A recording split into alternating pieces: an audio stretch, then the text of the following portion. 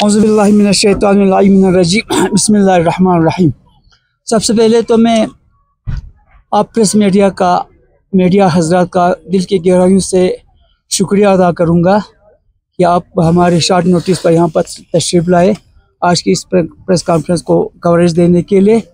और जहाँ तक हमारा ताल्लुक़ है, अब जानते हैं कि हम all Kargil pensioner and senior citizen welfare association की तरफ से हम आए हैं और ये प्रेस कॉन्फ्रेंस हमने बुलाया है हमारे एसोसिएशन के ऑर्गेनाइजेशन के ज़रिए। तो क्या इशू है, प्रेस कॉन्फ्रेंस का इग़राज़ मक़ासिद क्या है, तो मेरे साथ हमारे एसोसिएशन के जनरल सेक्रेटरी हाजी हादी साहब तशरीफ़ फरमा रहे हैं। तो मैं इनसे गुजारिश करूँगा कि आज की इस प्रेस कॉन्फ्रेंस का इग़राज़ मक़ासिद तफसील से फरमाएंगे जनाब हाजी हादी साहब। शुक्रिया प्रेसिडेंट साहब। मैं आप लोगों के माध्यम से ये वाज़ेह करना चाहता हूँ कि ये सोसाइटी जो है, जैसे सदर साहब ने बोला कि हमारा 2024 में बाज़ाब्ता पॉपुलर एस्टेट है, तो हम पेंशनर्स के लिए हम जिद्दोजहद कर रहे हैं। इनकी जो ग्रीवेंसेस है उनके लिए हम 2023 से लड़ रहे हैं। तो अब चूँकि इस प्रेस कॉन्फ्रेंस का मकसद हमारा ये है कि हमारा एक फिक्स्ड मेडिकल अलाउंस होता है जिसमें तफावत था, अलग अलग जो मुलाजिम है उनको अलग अलग उनका वो मिलता था।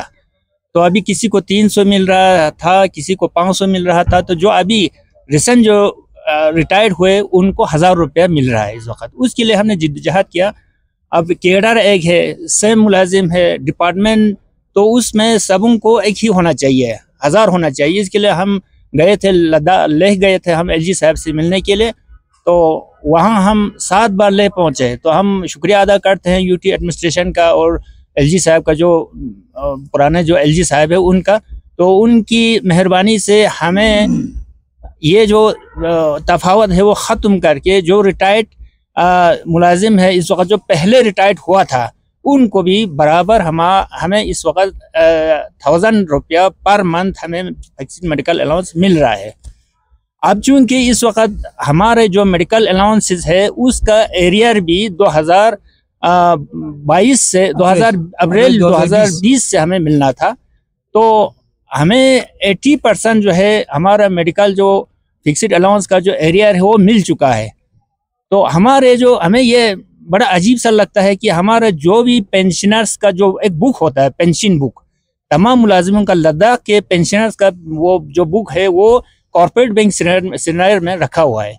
हमें बहुत बड़ा मुश्किल हो रहा है, फिर वहाँ से हमें सेंक्शन होके आ रहा है।